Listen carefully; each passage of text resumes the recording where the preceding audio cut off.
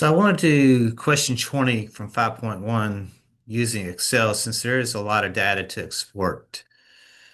So you can use this icon here to export the data out to Excel, just enable editing. So I do have some of the data out here exported. The first thing it wants to do is create a histogram. So in Excel, you can hit Insert. Let me get this thing out of the way. Got some things going on here. So hit insert. Looks like my stuff is over to the right too far. So let me minimize myself here. Make this bigger. So insert.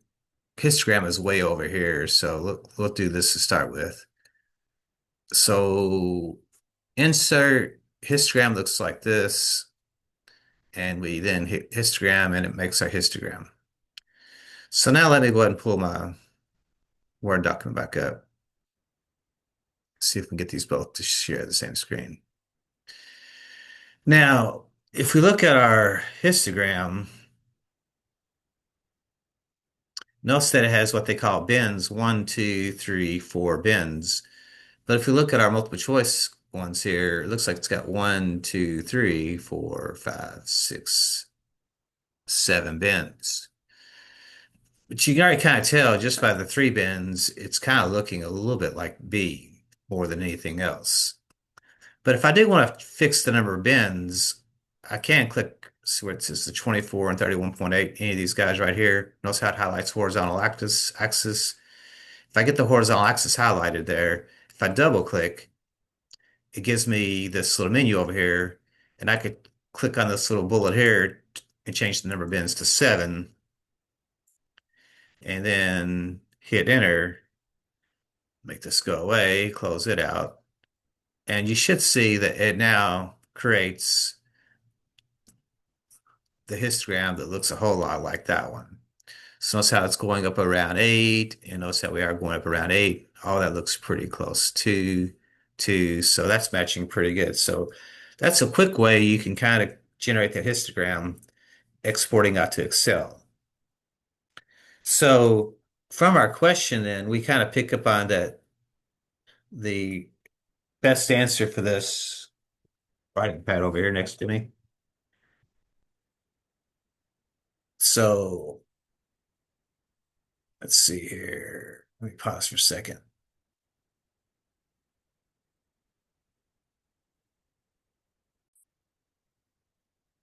So what we should be able to see then from a histogram perspective that this would be our best choice on my question would be the one that looks kind of like a bell-shaped kind of curve almost really symmetry there.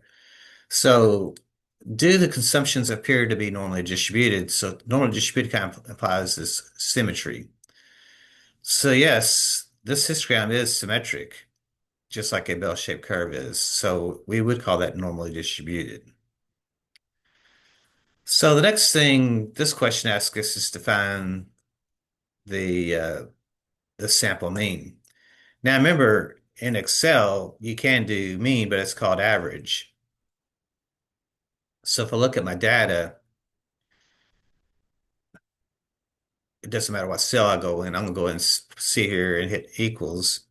And remember, in Excel, mean is called average. So if I hit AV, I find average, double click.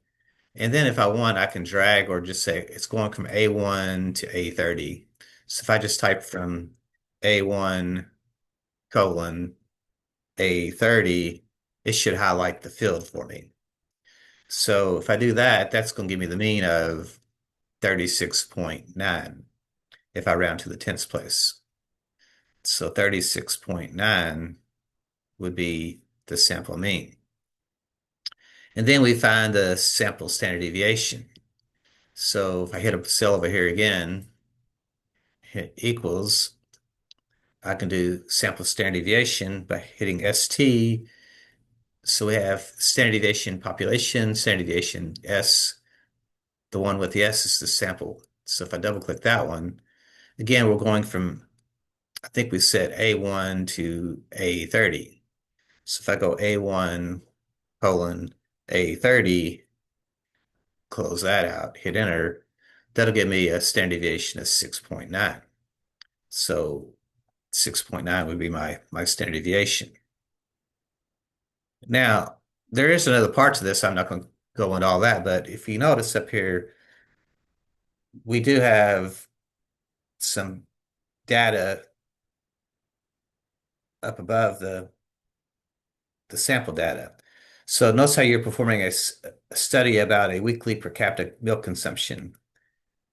A previous study found weekly per capita milk consumption to be normally distributed, which they said the mean was 48.1. So in their study, they had 41.1 fluid ounces and a standard deviation of 8.7 fluid ounces. So what you do is you randomly sample 30 people and record the weekly milk consumptions shown below. So we randomly select 30 people and we want to see how our data, our sample data compares to their study.